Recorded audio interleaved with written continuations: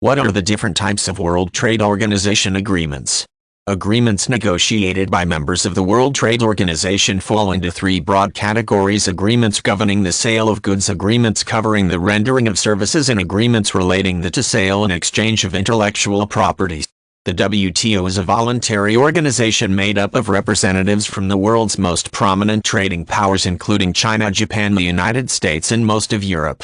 Agreements bind members to certain kinds of conduct in the international trading sphere. None of the agreements is static, however. WTO members meet regularly to renegotiate and amend various agreement provisions.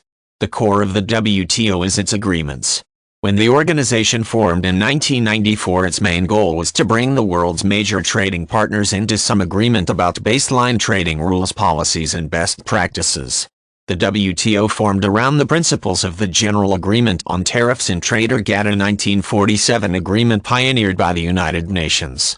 Amending the GATT was the first undertaking of the WTO. World Trade Organization agreements have grown from there. Along with the GATT, the most well-known World Trade Organization agreements are the General Agreement on Trade and Services and the Trade-Related Aspects of Intellectual Property Agreement.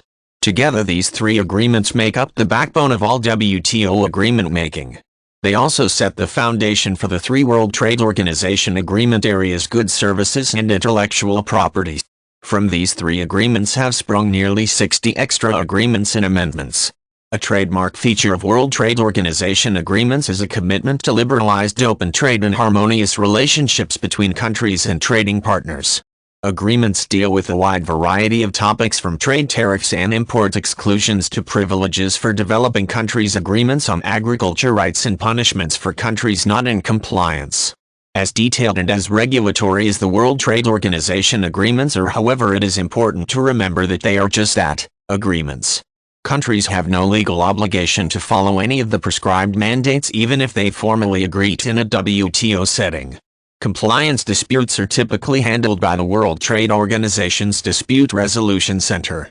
The consequence of failing to implement any of the WTO's free trade agreements is typically sanction within the WTO community, potentially leading to revocation of voting or negotiation privileges or national exclusion from future agreements.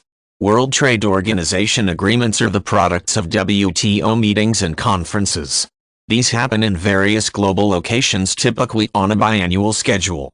Delegates debate, discuss, and negotiate a variety of issues at each meeting. Not every meeting ends with an agreement or even results in approved amendments to existing agreements. Some do, however, and it is through these meetings that needed changes and new issues for consideration are brought to public light.